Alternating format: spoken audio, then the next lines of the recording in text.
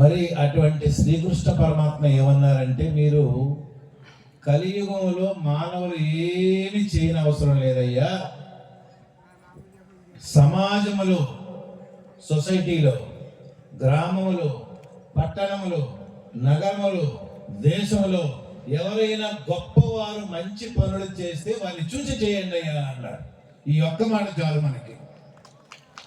ఒకరు వేదాంత సభ పెట్టారు అంటే దాన్ని స్ఫూర్తి పొంది మరి ఒకరు ఈరోజు మధ్యగ్రామం అయితే రేపు సొంట్యంలో పెట్టినట్టు ఉండాలా. అది కృష్ణ పరమాత్మ చెప్పారు. యద్యదాచరతి శ్రేష్ఠ. ఎవరైనా దేవాలయం నిర్మిస్తే మనము కూడా నిర్మిస్తాం, లేకపోతే సహకరిస్తాం, లేకపోతే సేవ చేస్తాం, లేకపోతే మోరల్ సపోర్ట్ ఇస్తాం. ఏదో ఒకటి చేయాలి. ఇది చేస్తే చాలు అన్నారు పరమాత్మ.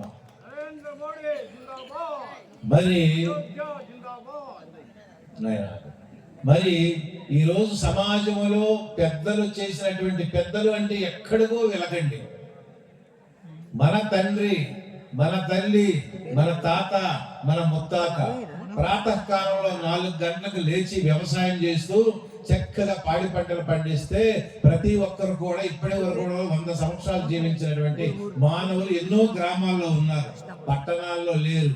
60-50కే చీటీ చిరిగిపోతుందంటే పెద్దలు ఆచరించినటువంటి ఆచారాలు, సాంప్రదాయాలు మనం చేయకపోవడమే. అందుకే కృష్ణ పరమాత్మ రానున్న కలియుగంలో మానవులు అల్పబుద్ధి వారు, అజ్ఞానంతో ఉంటారు, అల్పాయుష్కులు ఉంటారని మరీ మరీ మరీ మరీ అర్జునుడికి నిమిత్తంగా చేసుకొని మనందరికీ చెప్పారు తప్ప అర్జునుడికి చెప్పవలసిన అవసరమే లేదు.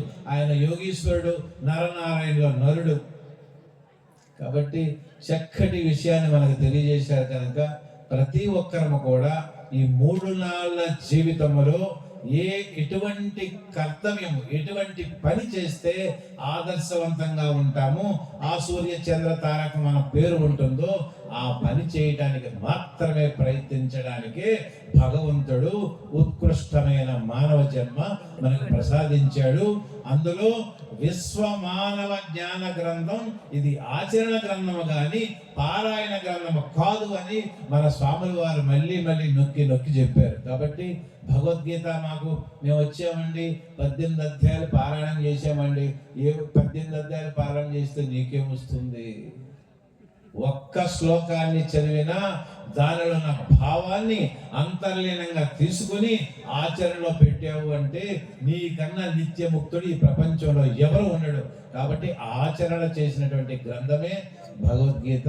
అది మనం తర్వాత నా ఉపన్యాసంలో చెప్పుకుందాం. వారికి ధన్యవాదాలు తెలియజేసుకుంటూ, మరి మాకు అఖిలాంధ్ర సాధు పరిషత్ కోశాధికారి, అదేవిధంగా వారు కరకట్ట విజయవాడ దగ్గర ఉన్నటువంటి సత్య యోగాశ్రమాధిపతులు పూజ్యపాదులు భక్తి చైతన్యానంద సరస్వతి స్వామివారు వారి దివ్యమైనటువంటి సందేశాన్ని ఒక 15 నిమిషాలు తెలియజేయవలసిందిగా కోరుకుంటున్నాం. మైక్ పెట్టండి అయ్యా, ఎవరు లేరు. మైక్ వాళ్ళు అక్కడ కూర్చోండి అయ్యా. అక్కడ కూర్చొని ఏం చేస్తారు? 3 కూర్చొని బాతా కానీ రేపటి నుండి మీ ఇష్టం ఎంతైనా మాట్లాడుకోవాలి. ఒక్కరోజు అలాగే అక్కడ కూర్చొని కుర్చీ వేసుకొని కింద కూర్చోండి. వారి దివ్యమైనటువంటి సందేశాన్ని మనకు అందిస్తారు. శ్రద్ధగా శ్రవణం చేద్దాం. ఆ తదుపరి మాతాజీ మాట్లాడాక ఈరోజు మనం మాట్లాడతాం. గురువు ఏ విధంగా అయితే ఇంట వెంట ఉండాలని కోరుకుంటామో భగవంతుడు కూడా మన ఇంట వెంట ఉండాలంటే మనం ఎలా ప్రయాణం చేయాలి అనే విషయం మీద ఈరోజు కృష్ణ చరణానంద భారతి స్వామి వారు మాట్లాడే విధానం ఉంటుంది. కాబట్టి వారు ముందుగా వారి తనకు దివ్యమైన సందేశాన్ని అందిస్తారు. హరి ఓం.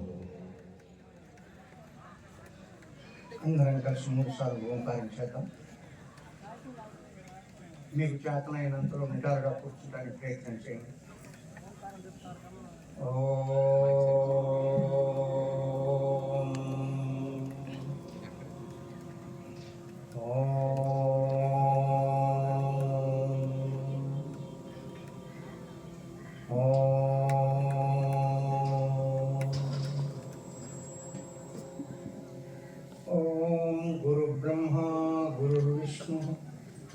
गुरुदेवो महेश्वरः गुरु साक्षात् परं ब्रह्म తస్మై శ్రీ గురవే నమః.